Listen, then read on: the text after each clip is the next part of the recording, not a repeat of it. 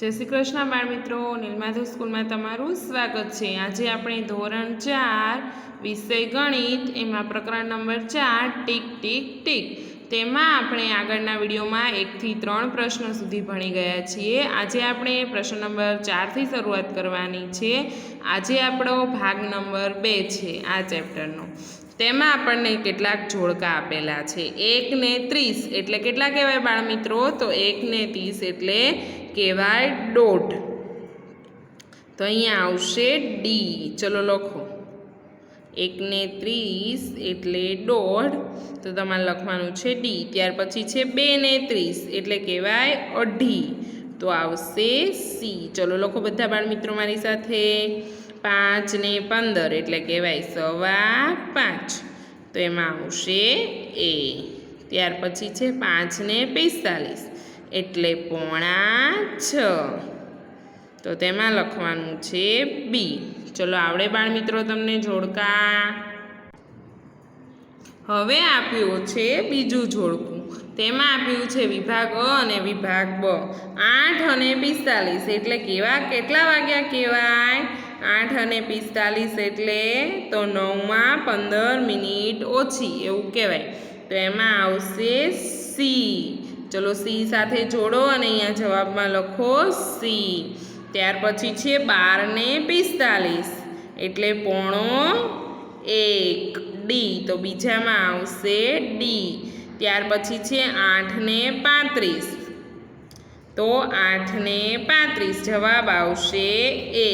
ત્યાર પછી છે 8.5 એટલે 9 માં 8.5 એટલે અહીંયા લખેલું જ છે 8.5, તો એમાં આવશે બી।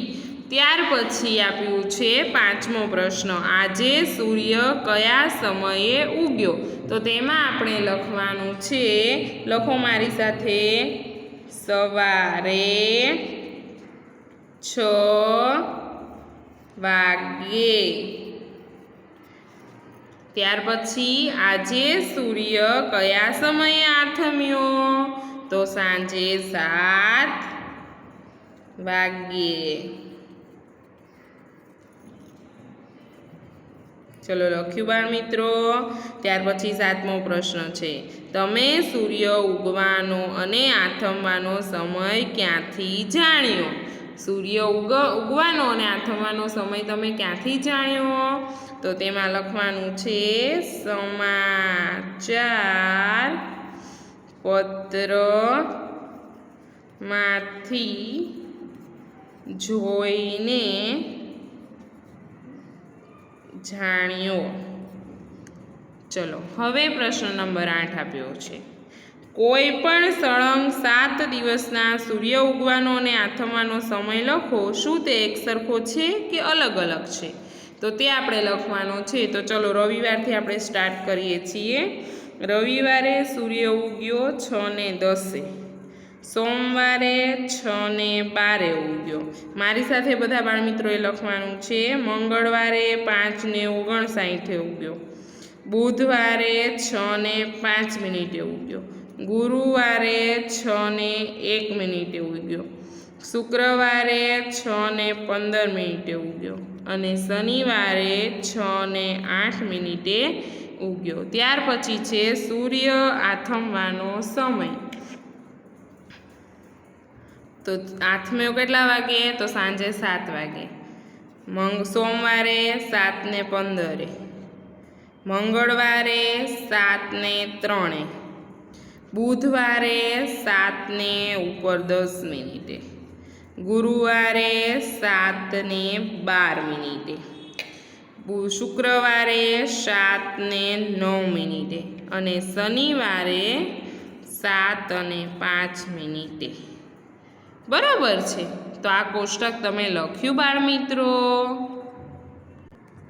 ત્યાર પછી છે 9મો પ્રશ્ન, જુદા જુદા મહિનાઓમાં સૂર્ય એક જ સમયે ઉગે છે, તો આ વિધાન કેવું છે? તો આ વિધાન ખોટું છે। જુદા જુદા મહિનાઓમાં સૂર્ય એક જ સમયે ઉગે નહીં, અલગ અલગ સમયે ઉગે છે, એટલે આ વિધાન ખોટું છે। તો તેમાં તમારે ખોટું કરવાનું છે। ત્યાર પછી છે જુદા જુદા મહિનાઓમાં સૂર્ય અલગ અલગ સમયે આથમે છે, તો આ વિધાન ખરું છે. શિયાળામાં વહેલો આથમી જાય એમ. પછી પ્રશ્ન નંબર 11 છે, નીચે આપેલા બોક્સની મદદથી જે ક્રિયા માટે લાગતો યોગ્ય સમય જણાવો. બૂટ પોલિશ કરતા, તો બૂટ પોલિશ કરતા કેટલી મિનિટ લાગે બાળમિત્રો? તો 5 મિનિટ. તો તેમાં લખવાનું છે 5 મિનિટ. ત્યાર પછી છે વાર્તાની ચોપડી વાંચતા, તો 2 કલાક લાગે આખી ચોપડી વાંચતા. ત્યાર પછી છે આખી રાત કેટલો સમય આપણે સૂઈએ છીએ? તો આખી રાતમાં આપણે કેટલો સમય સૂઈએ છીએ બાળમિત્રો? તો 8 કલાક આપણે સૂઈએ છીએ. તો તેમાં લખવાનું છે 8 કલાક. ચલો લખો બાળમિત્રો મારી સાથે. સ્કૂલની લેબોરેટરીમાં, તો સ્કૂલની લેબોરેટરીમાં 20 મિનિટ. ચલો મારી સાથે લખો છો ને બાળમિત્રો? ત્યાર પછી છે 5મું, પેન્સિલની ઓણી કાઢવા, તો 1 મિનિટ થાય. હવે આવ્યા છીએ પ્રશ્ન નંબર 12. તમારી શાળાની પ્રાર્થના સભા કેટલો સમય ચાલે છે? તો તેમાં જવાબ આવશે 15 મિનિટ. તો તેમાં લખવાનું છે 15 મિનિટ. ચલો લખ્યું બાળમિત્રો? ત્યાર પછી છે તમારી શાળામાં રિસેસનો સમય કેટલો છે?